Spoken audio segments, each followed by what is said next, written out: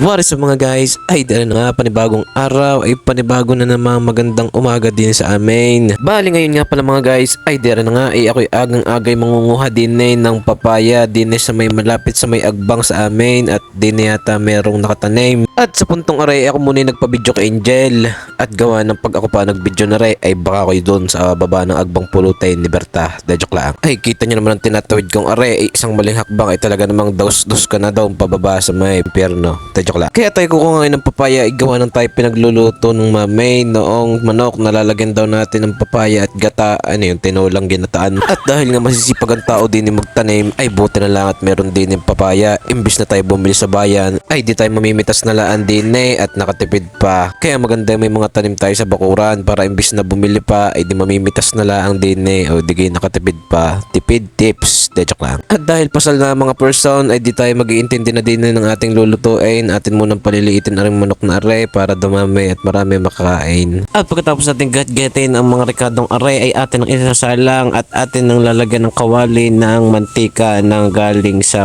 pawis ni Bini Mika.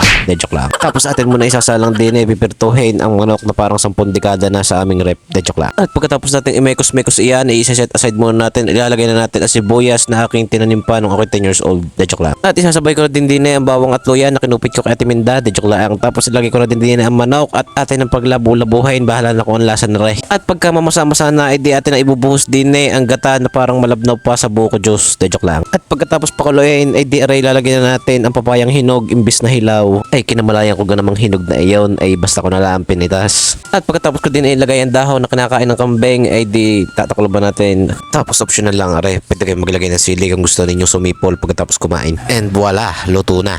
At maya pa may nagdala sa amin din ng merienda. Ano ganito pagkakalaki naman ng halo-halong arito, isang garapon ay talaga naman tama ari sa taglamig. Joke lang. At tuong bago ko pamalimutan kung sino nagbigay sa amin ng isang garapong halo-halong are ay shoutout po at Tikone na maganda at sexy. Iyon naman. Bola lang yan.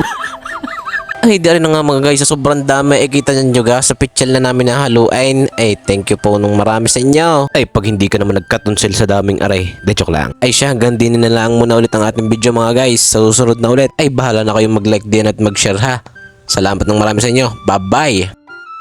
Dito sa mundong ating ginagalawan ay tunay na puno ng kahirapan. Kaya naman madalas ay doon na lamang tayo nakapokus at hindi na natin napapansin yung mga maliliit na bagay na binibigay sa atin ng Diyos. Kaya naman sana'y lagi tayong dapat na maging mapagpasalamat ano man na makuha natin sa mundong ito. Bye-bye!